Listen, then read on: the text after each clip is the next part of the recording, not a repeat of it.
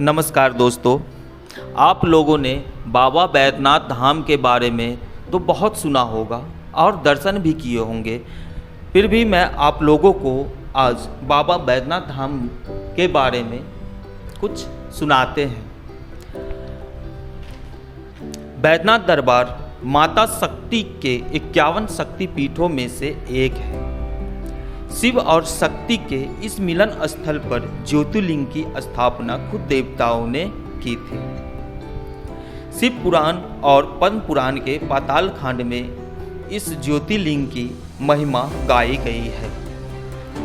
इस बाबा बैद्यनाथ धाम मंदिर भारत के झारखंड राज्य देवघर नामक स्थान में अवस्थित एक प्रसिद्ध मंदिर है।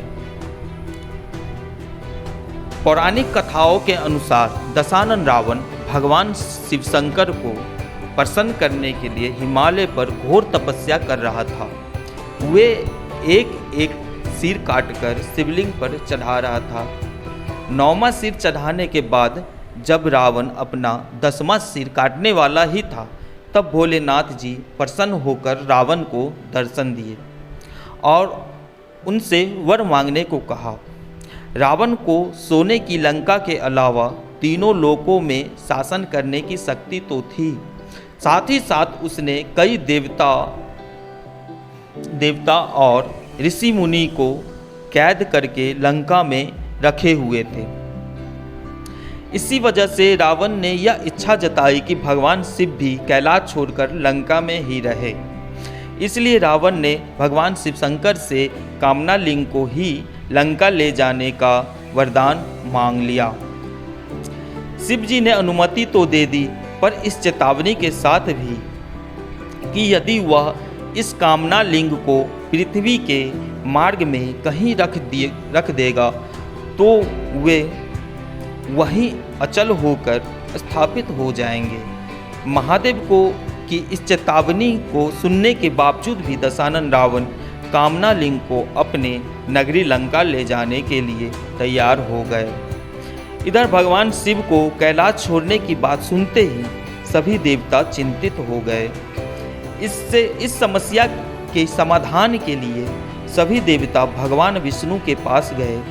तब श्री हरि ने अपनी लीला रची।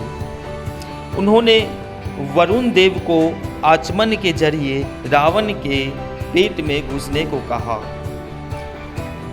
जब रावण आचमन करके शिवलिंग को लेकर लंका की ओर चला तो उसे देवघर के पास लघुशंका लग गई। शिवलिंग को हाथ में लेकर लघुशंका करना उसे उचित नहीं लगा, इसलिए उसने अपने आसपास देखा कि कोई उसे मिल जाए जिसे वे शिवलिंग थमाकर लघुशंका कर सके।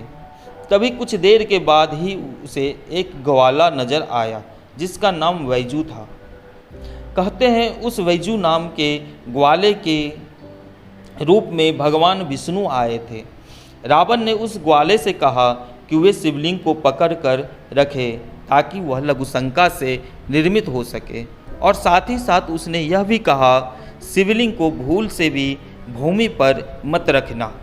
रावण जब लघुशंका करने लगा तब उसी लघुशंका से एक तालाब बन गया, लेकिन रावण की लघुशंका नहीं समाप्त हुई।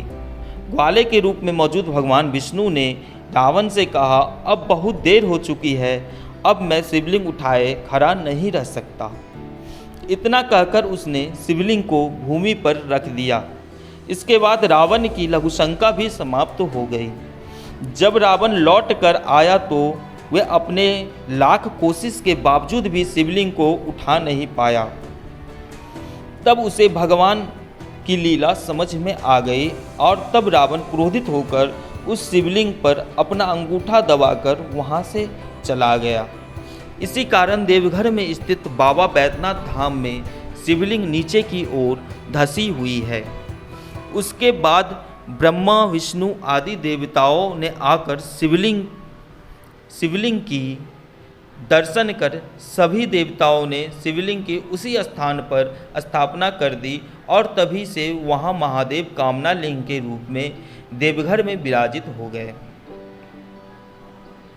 मित्रों, कहते हैं देवघर के बैद्यनाथ धाम में मन से मांगी गई कामना पूर्ण अवश्य होती है। अगर आपने भी बैद्यनाथ धाम के ज्योतिर्लिंग के दर्शन किए हैं तो आप अपना अनुभव कमेंट में लिखिए। धन्यवाद।